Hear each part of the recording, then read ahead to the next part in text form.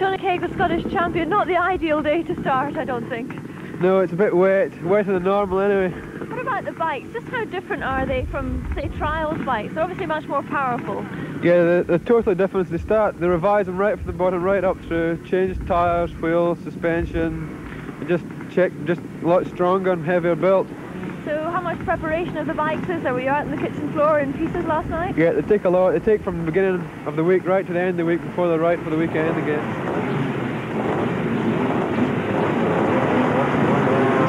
And the tapes fly back as the riders power their way into the first bend on this 5-lap heat for the Powerscreen Challenge Gold Cup.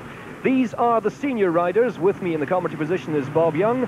He'll be describing some of the action as we go along and taking a very fast lead straight away. Bob, who do you reckon that is? That's number 1. That's Scott Gardner, Scottish champion of 1985. And runner-up this year, I believe. Runner-up 85, that's right. And he comes from Linlithgow. It's on a 500 Honda he's riding. Now that is a part of the course that we've come to know as the marsh, because it really is sticky down there. The riders then leap up a high step and into a series of loops and chicanes. That's a fairly high leap from Scott Gardner up the steps there. He's quite a flamboyant rider, though, isn't he? Yes, he's a very experienced rider, very fast and very aggressive rider. Well, he's making up for this defeat in the Scottish Championship this year in this Challenge Gold Cup heat, because he's pulled out a very good, very useful lead. Yes, he's certainly showing these complete slippy conditions. As you may see, we've got rain on the cameras, we've got rain on the riders, we've got rain on the spectators.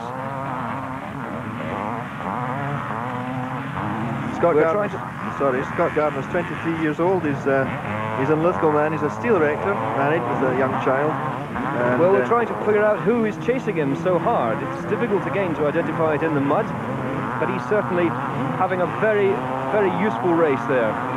Through the chicane, heading past the start-finish line now, and down to the bottom towards Little Plantation. It's certainly, the conditions really couldn't be worse, could they, Bob? No, we've rain and sleet and snow and everything here, and the spectators and flag marshals are having a terrible time keeping themselves warm. As we thought, in fact, he's being chased by Tony Caig, who is this year's champion on a 500 Myco.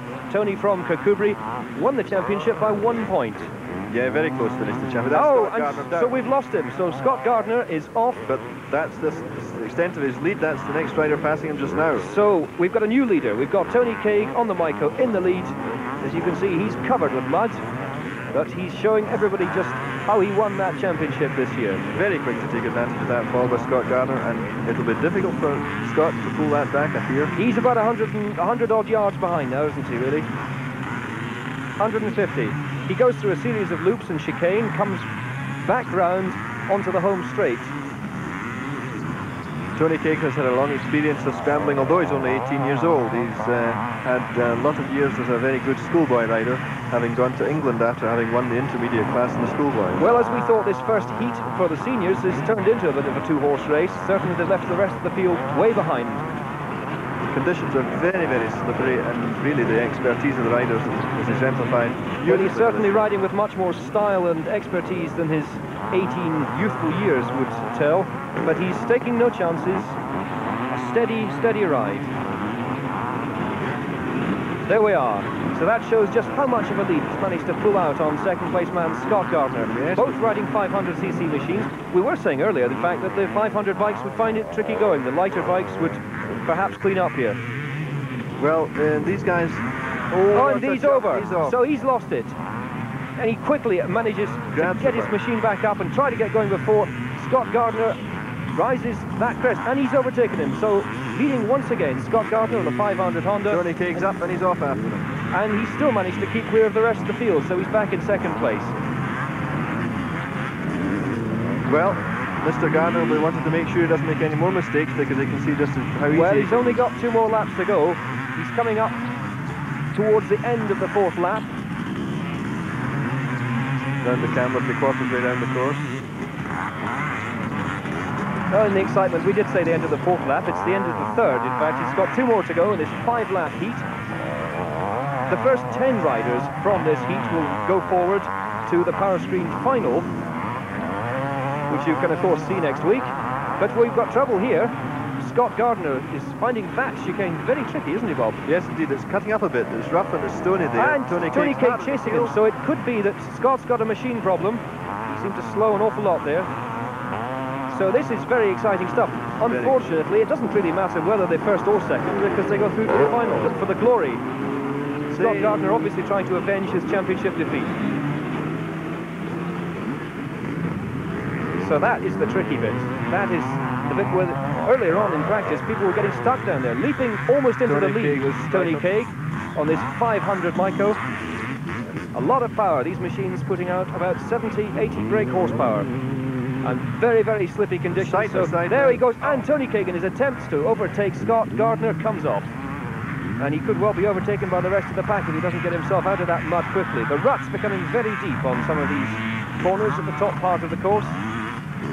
As with many other sports, Mike, getting up to somebody that's in front of you is maybe not too difficult, but getting past them is something else again. That's just been ably demonstrated. So it looks as if Scott Gardner is, in fact, going to win this first heat for the Challenge Gold Cup on his 500 Bike Sport Honda. Coming up to the last bend of the chicane before the finish line now. Tony Caig's just about 100 Nobody else behind. in contention, the rest of the pack way behind. Tony Caig, in fact, has pulled back a lot of that deficit, but he's got it now, and Scott Gardner in first place wins the first heat.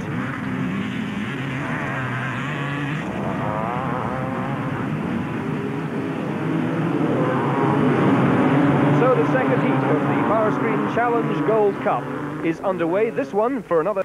So Scott Gardner heading the lineup on number 1 as we come to the final of the Powerscreen Challenge Gold Cup. Motocross bikes mixed between 500 and 250 cc's. These riders already having undergone 5 rigorous laps. 10 riders from each heat go to make the 20 you see in front of you now. A rather windswept Gleniffer Braes. Thankfully the rain lifting slightly just outside Paisley here as they await the tapes.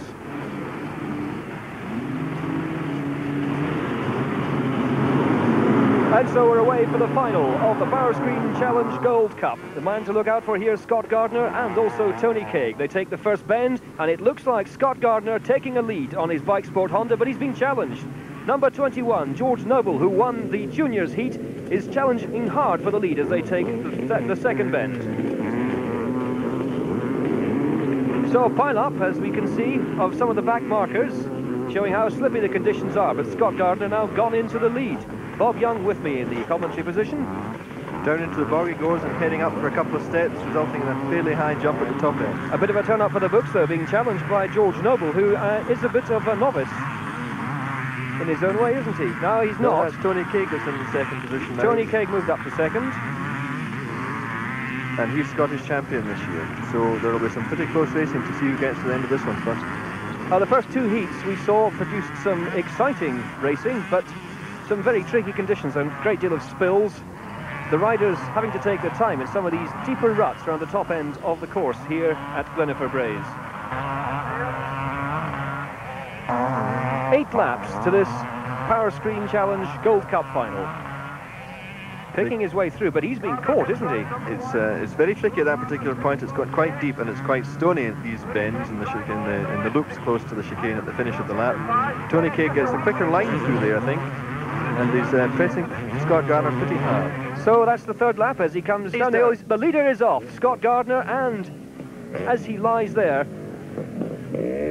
tries to restart. Tony Caig is past again, so there he goes, covered in Scott Gardner's mud, but now happily in the lead. Tony Caig from Kirkcudbright on his Wolf Sport Myco. 18 years old, this boy. He's had a very long experience in the schoolboy aspect of the sport, so he's a pretty experienced rider. But at this point, in fact, Scott Gardner has even lost his second place now. He's down to third. This is on the 4th lap. Still in the lead, Tony Caig. And as we pointed out earlier, the style that won him the Scottish Championship this year has pulled out almost half a lap lead on the rest of the pack. Goes like this, he'll soon be doing some overtaking of the back markers, I think, Mike. Well, if going to 8 laps, that's almost a certainty. He's under no pressure whatsoever. He's got a clear track ahead of him, virtually a clear track ahead of him, and good cushion behind him. So if he makes no mistakes, there should be no problem. But picking his way very gingerly around this series of loops and chicanes at the top end of the Gleniffer Gleniffer Braes course. Stephen McNichol on a 250 Honda from Linlithgow is in second place. We pick up again on number 5 on Tony Caig, still leading. Coming along the back of the plantation, just jumps down off a bluff down towards the muddy hole. Now into the mud at a left turn and then point the bike in as straight a line as he can for the steps. A couple of steps, a smaller one to begin with, and then something that is really almost like a wall as you approach it. He finds it difficult to line it up, finds the line and shoots over.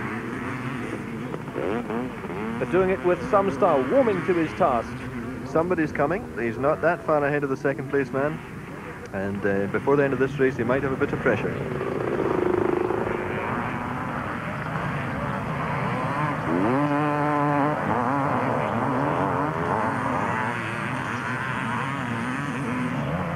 Tony Caig, number 5 on his 5th lap. Leaps past another back marker. Once again, as you can see, rain affecting our view of things here at Gleniffer Braes. Miserable for spectators. Catching up with back markers now, Mike, and having trouble with the traffic there. That's right. He's not going to let a sliding rider slow him down. He's through his first one, past the first and approaching the second. Some of these ruts, of course, are very, very deep. And there he goes past number 37, Neil Adamson, powering his way through the ruts. So this is now on his 6th lap.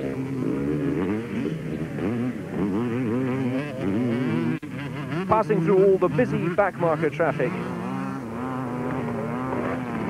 There we have number 22, Danny Chiappa on his Kawasaki. Seems to be out or down. Now he's given up. He's had enough. Up for the steps for his 6th occasion. We see there amongst the back markers, Tony Caig. He's threading his way through almost effortlessly, making them look as if they're going backwards. Of course, one false move by any of these guys could put him in trouble, could lose him the lead, because if they laid down a machine in front of him, there's a lot of difficulty avoiding it. Well, the whole game is to not stop. Once you're down, you've a serious job to make up any backlog.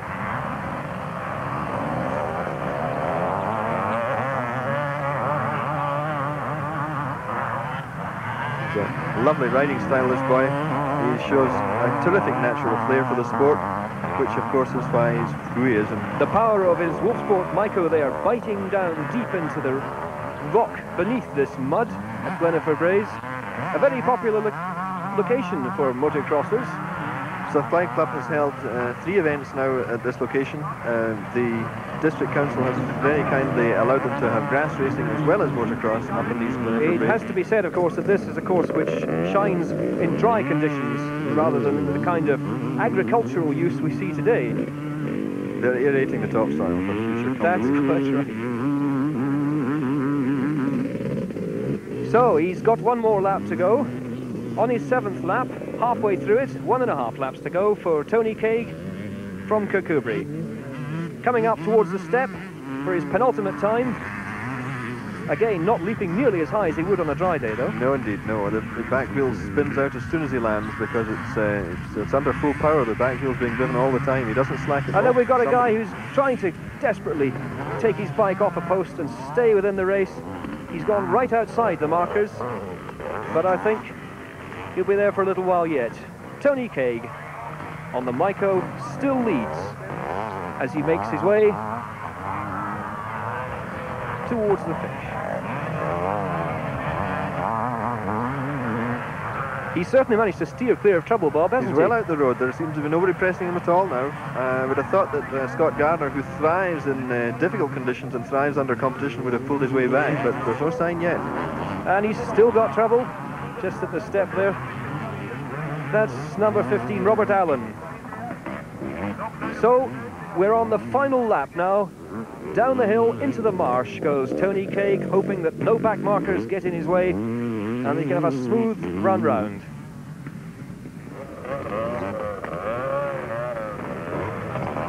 Down the step, down into the really boggy, rutty bit. Gluttonous mud down there which will grab the bikers. That's the first step, and he goes up towards the second one. There we are, landing with his feet astride the machine. obviously taking no chances at all there. I think he was maybe just, his feet would slip off the pegs there. I don't think there was any suggestion he was out of control. He was maybe just waving to us. So on this final half lap, we've got the Powerscreen Challenge Gold Cup leader, and certainly he looks like he's going to be the winner, Tony Caig on the Wolfsport Lyco. Just one or two more back markers and a few hundred yards between Tony and the Gold Challenge Cup.